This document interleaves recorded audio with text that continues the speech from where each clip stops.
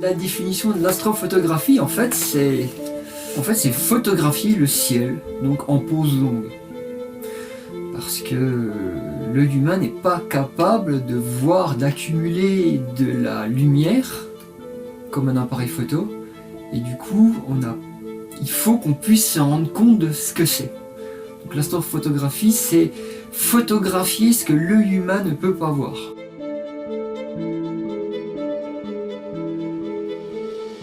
Je me présente, je m'appelle Paul, et je suis passionné par la photo et la vidéo. J'aime particulièrement la photo de nuit, car c'est un moyen magique de révéler ce qu'on ne peut pas voir à l'œil nu. J'ai toujours rêvé de pouvoir prendre en photo les étoiles, mais j'ai jamais eu l'occasion de le faire. Du coup, j'ai demandé de l'aide à un professionnel, Xavier Hams, un photographe de portrait qui a commencé par faire de l'astrophoto au début de sa carrière. Mon but, réussir une photographie d'une constellation, d'une planète ou de la Voie lactée. Et j'ai décidé de vous emmener avec moi dans cette aventure.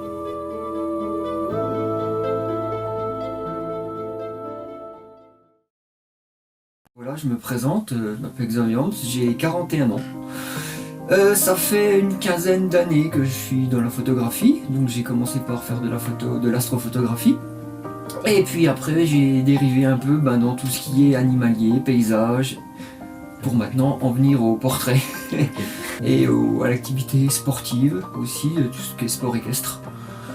En gros, à l'heure actuelle, on va dire que je peux définir comme mes activités, c'est 60-70% de portrait, du paysage, de l'animalier et du spotter pour vraiment le reste.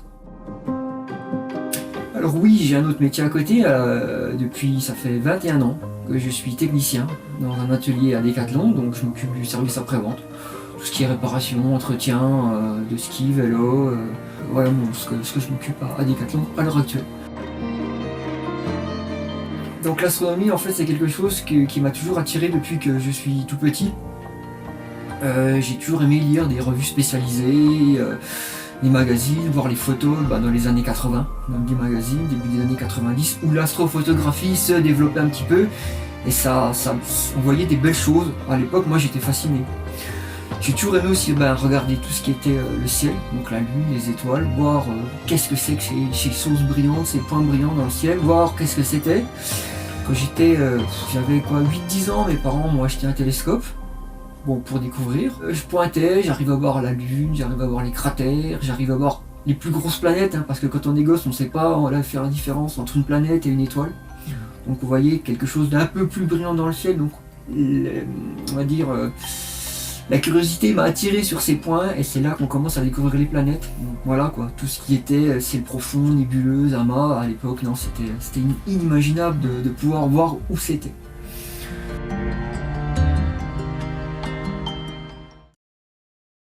Pour réussir ma photo, je vais d'abord avoir besoin d'un lieu. Il faut qu'il soit suffisamment dégagé et éloigné de la ville pour limiter la pollution lumineuse. Mes amis m'ont conseillé la Roche d'Ormont, un promontoire proche de Saint-Dié qui donne une vue magnifique sur la vallée. Alors, j'ai attendu une soirée sans aucun nuage et j'ai pris la route pour une nuit qui s'annonce exceptionnelle.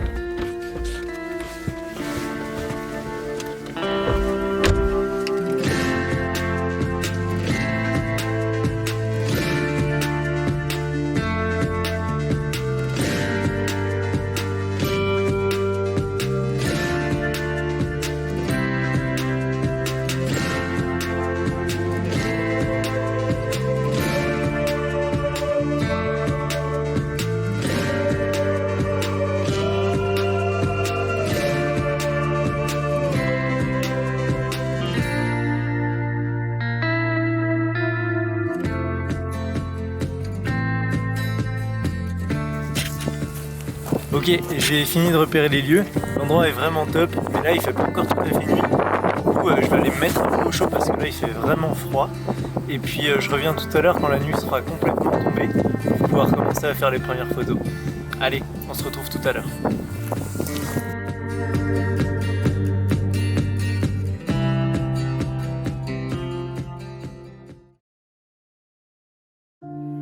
Dans l'astrophotographie, il y a 2 ou 3 catégories.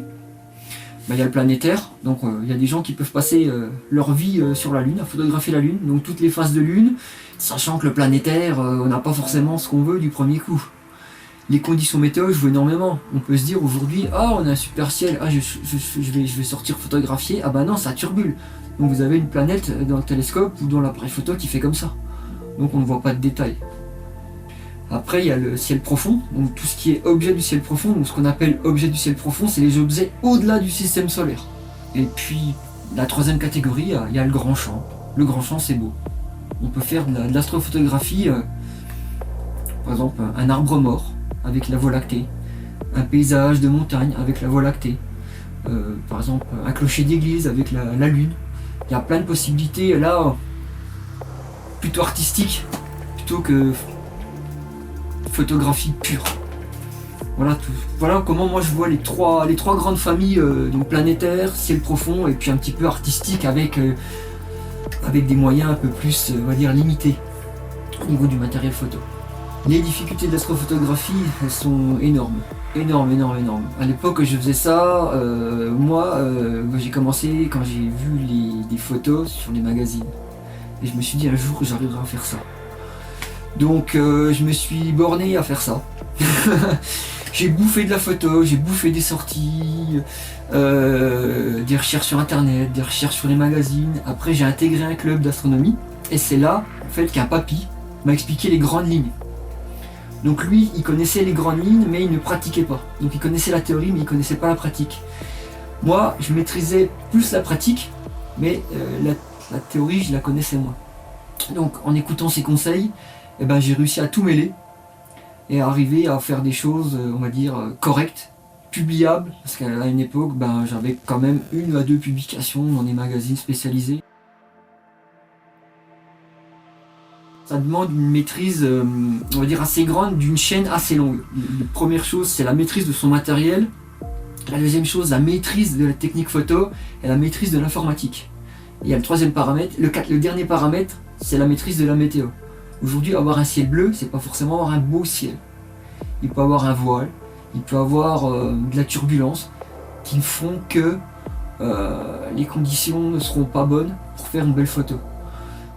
S'éloigner des villes, forcément monter en altitude, donc par exemple on parlait du ballon, monter au ballon d'Alsace, c'est pas le bon plan pour faire de l'astrophoto parce qu'il y a tout Belfort, il y a toute la vallée de Mulhouse, toutes les vallées alentours, en fait toute la pollution lumineuse remonte et ça fait des halos assez conséquents. Et sur une photo, au lieu d'avoir un ciel noir, vous avez une photo qui est claire. Voilà, c'est un fléau la pollution lumineuse. Le nerf de la guerre en astronomie, c'est la Terre tourne, les étoiles tournent, ça tourne de 15 degrés par heure, donc quand on a une petite focale, alors je les ai pas en tête, mais il y a des sites qui expliquent comment calculer le temps de pause maximal qu'on peut faire sans suivi. Donc ça c'est bien pour ceux qui débutent. Par exemple ici, avec un 100 mm, il va pouvoir poser 5-6 secondes avant de commencer à avoir des étoiles qui s'allongent. Moi je me suis donné le défi de réaliser une photo de nébuleuse, sans n'avoir jamais pratiqué d'astrophoto. Oui. Est-ce que tu penses que je pourrais y arriver? Avec quel matériel? Comment faire?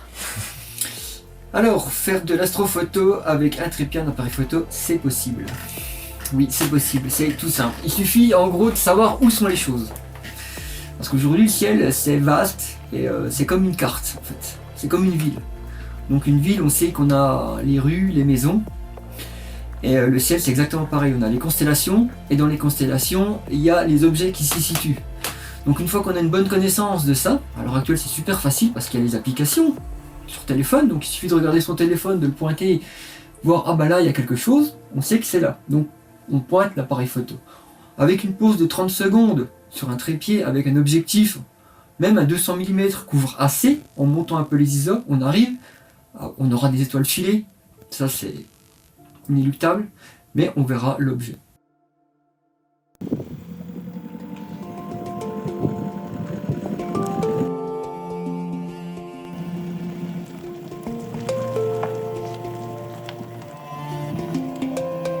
Savoir lire une carte du ciel, c'est pas forcément facile. Parce que mettre un coup de lumière, je regardais le ciel, je vois plus rien. Ça prend.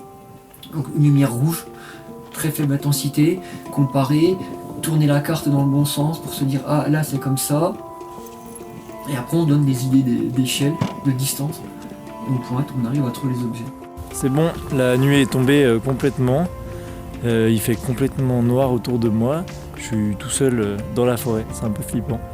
Mais là, le ciel est très très dégagé, on voit très bien les étoiles. Toutes les conditions sont réunies, donc on va pouvoir essayer de faire quelques photos, voir ce qu'on peut essayer d'avoir. C'est parti. Alors en hiver, le mieux c'est de prendre Orion. Le mieux c'est de prendre Orion. C'est très facile, hein. Orion ça fait un sablier dans le ciel. Il y a Orion, donc on verra la nébuleuse, parce qu'elle est quand même assez grosse. Donc on la voit à l'œil nu, hein. On voit les étoiles et on voit une tache. Donc ça c'est la nébuleuse. Qu'est-ce qu'on est dans l'univers? La taille que l'homme représente dans l'univers, en fait, ça nous remet à notre place, en fait. En gros, on n'est rien. Dans l'univers, à l'échelle de l'univers, en termes de taille, en termes de temps, on est rien du tout. On représente rien et on se dit que là-haut, qu'est-ce qu'il y a? Il y a l'infini, c'est fini, la vie existe-t-elle? Qu'est-ce qu'il y a au-delà de ça? C'est des grandes questions qu'on se posera et certaines resteront sans réponse jusqu'au jour où